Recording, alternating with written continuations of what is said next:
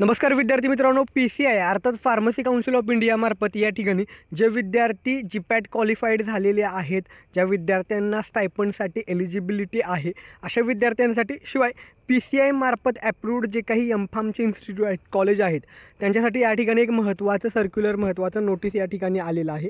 तर लक्षात ठेवा, या ठिकाणी काय सांगितलेलं आहे, user manual and URL for the institution and the student for registration process for disbursement of the Pradhanmantri scholarship for pharmacy post graduate studies. Okay, means GPAT qualified झालेल्या विद्यार्थ्यांना पूर्वी जो स्टायपंड मिळायचा तो आता या ठिकाणी PCI कडूनच पंतप्रधानांच्या नावाने एक स्कीम सुरू केलेली आहे.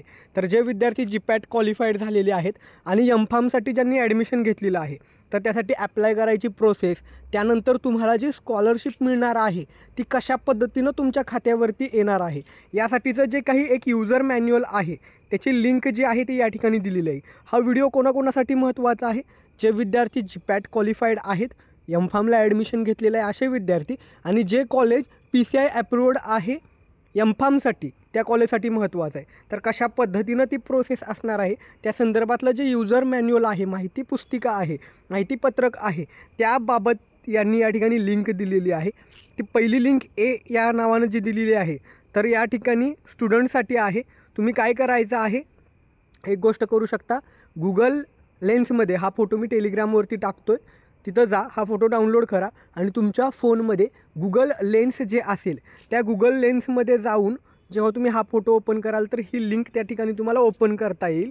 आणि कॉलेजसाठी खाली दुसरं B सेक्शनमध्ये दिलेलं आहे. ठीक आहे, काही टेक्निकल इश्यू असेल तर या ठिकाणी PCIचा नंबर आणि ईमेल ID दिलेला आहे, त्यावरती तुम्ही कॉन्टॅक्ट करू शकता. पहिली मेन गोष्ट, ते युजर मॅन्युअल आधी पाहून घ्या. दुसरी गोष्ट, तुमच्या कॉलेज ऑफिसशी कॉन्टॅक्ट करा, कशा पद्धतीनं काय प्रोसेस करायची आहे.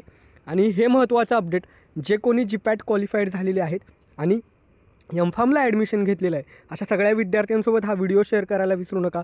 धन्यवाद. थँक्यू.